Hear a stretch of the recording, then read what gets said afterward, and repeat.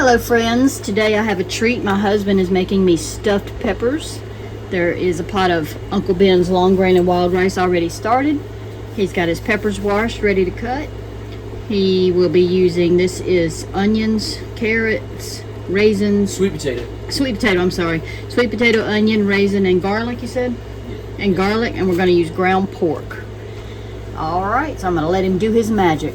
I don't have to add much spice because the data's coming with it. You're recording now.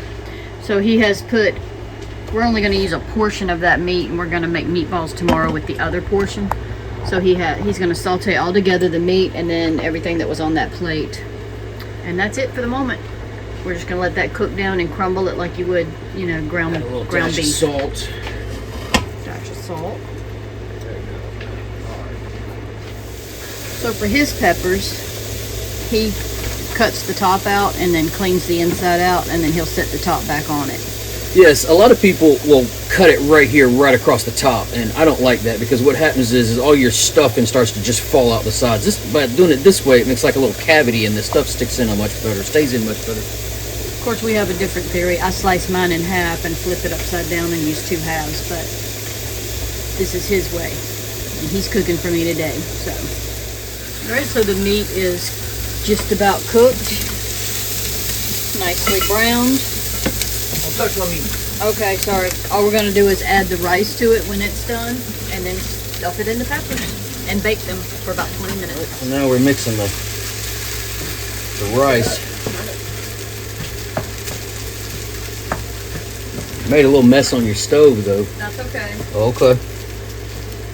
I don't want you to get all mad at me. I don't mind. Poison me again. You're cooking dinner, so you can make a mess. Alright, so now the meat and the rice is all mixed together, and now we're gonna stuff them. Go ahead. Alright, this is my wife thinks you need to know how to stuff a pepper, so you get a spoon, you scrape up some of the rice, and you stick it in the pepper. That's really all you gotta do there. Just so easy, your teenage daughter could do it if she wanted to, but she don't want to do it. So you just do just like that. There you go. I don't know if you're gonna have enough there. You got music playing in the background, you might get hit on it. Yeah, probably will. Okay, so he has geniusly poked them together with toothpicks so that they wouldn't fall over. Yeah, that's how you do it.